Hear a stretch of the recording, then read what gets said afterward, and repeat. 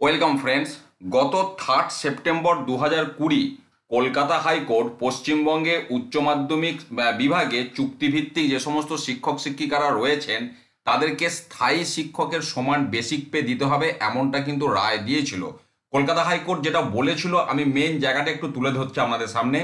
Two make payment of salaries equal to basic pay in the scale of pay of a regular teacher working in higher secondary section in a non government aided higher secondary school, অর্থাৎ তাদের সমান basic pay দিতে হবে।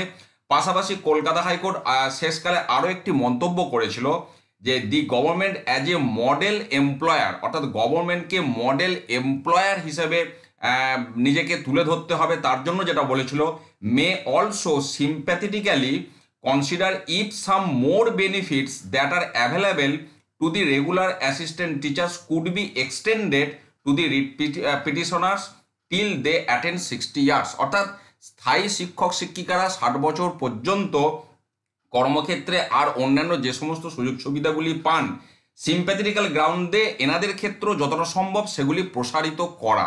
এটা ছিল কলকাতা হাইকোর্টের রায়। এবং তারপর দেখতেই পাচ্ছেন রাজ্য সরকার সুপ্রিম কোর্টে এসএলপি দাখিল করেছিল এবং তারা ছিলেন পিটিশনার এবং রেসপন্ডেন্ট হচ্ছে যারা কলকাতা হাইকোর্টে মামলাটি করেছিলেন তারা।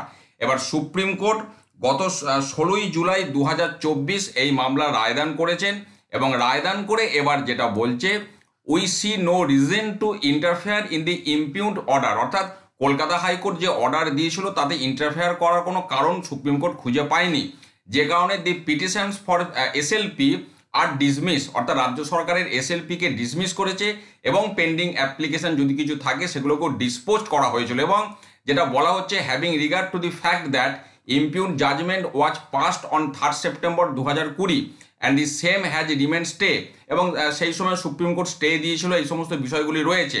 এবং তারপর যেটা সুপ্রিম কোর্ট ফাইনালি বলছে, যেটা আমি বললাম গত 16ই জুলাই 2024 রায়দান করেছে, it is deemed appropriate to direct the state government of West Bengal to make compliance of the impugned judgment within a period of 3 months from today মানে 16ই জুলাই 2024 থেকে 3 মাস সময় দিয়েছিল রাজ্য সরকারকে কলকাতা হাইকোর্ট যে জাজমেন্ট দিয়েছে সেটাকে ইমপ্লিমেন্ট করার জন্য। এবং ঠিক আজকের দিনে দাঁড়িয়ে অলরেডি 1 মাস অতিক্রান্ত, এখনও রাজ্য সরকারের পক্ষ থেকে ওনারা কিন্তু কোনো তৎপরতা দেখতে পাননি, এমনটাই ওনাদের পক্ষ থেকে জানানো হয়েছে।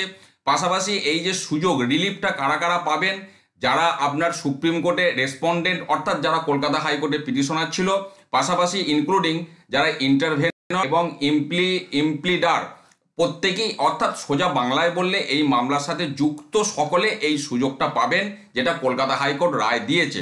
অর্থাৎ সুপ্রিম কোর্ট কিন্তু অত্যন্ত গুরুত্বপূর্ণ একটি রায় দিয়েছেন। অনারেবল জাস্টিস হিমা কোহলি এবং অনারেবল জাস্টিস সন্দীপ মেহতার ডিভিশন বেঞ্চ এই রায় দিয়েছেন।